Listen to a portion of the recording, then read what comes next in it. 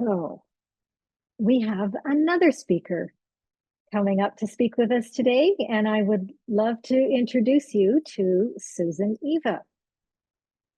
Susan is a bioenergetic practitioner, energy codes coach and master trainer, mentor, sound therapy practitioner, body awake yoga instructor, and an author. She has been working with various modalities of energy for more than 20 years and is passionate about bringing forth clarity and new perspectives to help others heal and live their best life. Throughout Susan's exploration of her life journey, she has come to know that our life is a reflection of our perspective of it.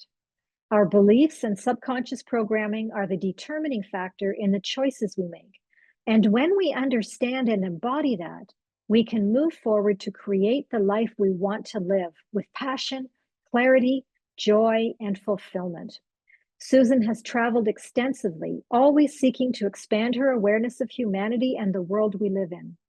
Stepping into the unknown, unfamiliar, and even uncomfortable has opened a gateway to the frequency of infinite possibility.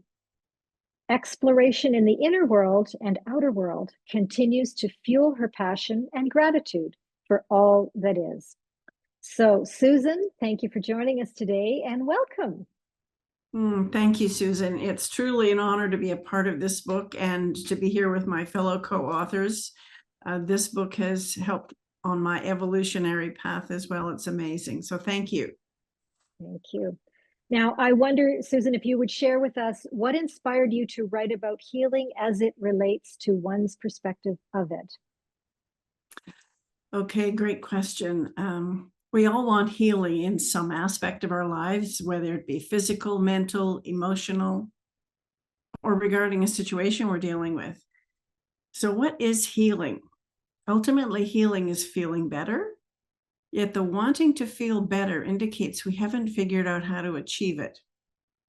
And we often get stuck on our healing journey because of our programmed beliefs. I'm not enough. I can't do this. I must accept my lot in life. So when we choose to question those beliefs and become curious, we open a door to possibility. What if those beliefs and programs are not actually true? When we look at our beliefs from a different perspective, we're able to reveal parts of ourselves we may not have been aware of in the past. What if I am enough? What if I can do this? And what if I get to create the life I want? The what if question is one of the most self-empowering questions we can ask ourselves. When we begin to perceive and accept our magnificence and infinite possibility, we begin to heal and our lives get better. Wow, I really love that. I especially love the idea that curiosity opens the door to possibility. It's beautifully said. And so, Susan, what do you feel the readers will get from this book? This book is an invitation to look at life from a different perspective. We all have stories from our lives, some joyful and some not so much, and they all have contributed to the personality we become.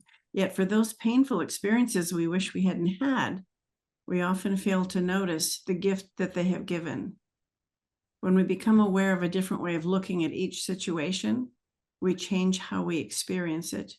We set ourselves free and we evolve.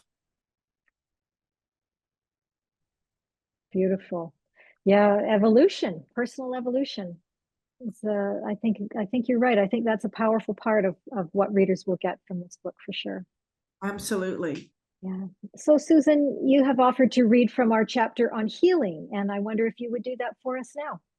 I would be honored to. Thank you. Okay. As I look back over the past many years, I am in awe of the transformation I've experienced over time. These years have flown by at warp speed, and it humbles me when I contemplate and marvel at the changes in my life. Some might say I'm not the same person I once was. I would say I'm more the person that I am now than ever before. I have revealed a truer version of myself, not just to the outer world, but more importantly to me. So what does that mean? Why would I want to change? And how did I go about getting it? It starts with a wound, and we all have them. One of my deep wounds came as a result of my divorce after a long-term marriage. It was a painful experience, not just emotionally, but physically as well, both in my body and in my environment. I sought healing of this pain. I wanted to feel better in my body. I wanted to feel safe and secure in my environment. And I wanted to feel joy and fulfillment in my life. I wanted to make sense of my life and feel that I mattered. The common denominator in all of these aspects is the feeling. We are sensory beings and we feel. We like the good feelings and we don't like what we would label the bad feelings. So, what actually is healing? Physical healing is easiest to define. If we cut our finger, break a bone, or are given a diagnosis, we want the physical return to its natural state of well-being. Our bodies are amazing, as the body knows what it needs for healing and it knows what to do to achieve it. We can put a Band-Aid on the cut finger, but that is not what heals it. The body takes care of it, and after a few days, the cut is no longer there. For the mental and emotional healing, it is not forgetting what the issue was, or perhaps even forgiving it. It is not deciding someone else is to blame and not my fault. Before we can even hope to find the healing, we must first acknowledge what needs to be healed and own it fully.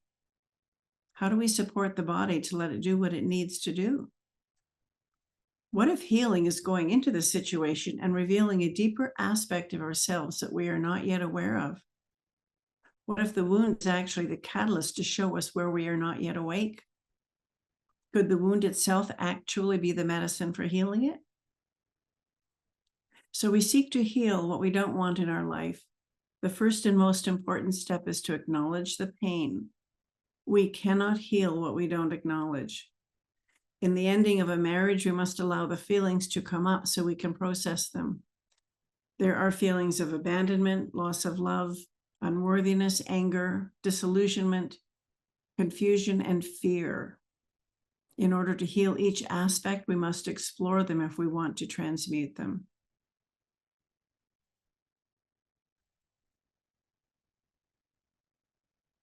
Well said, Susan. Again, so many wonderful nuggets of wisdom in there. One of the ones that I love especially is the idea of revealing myself to myself.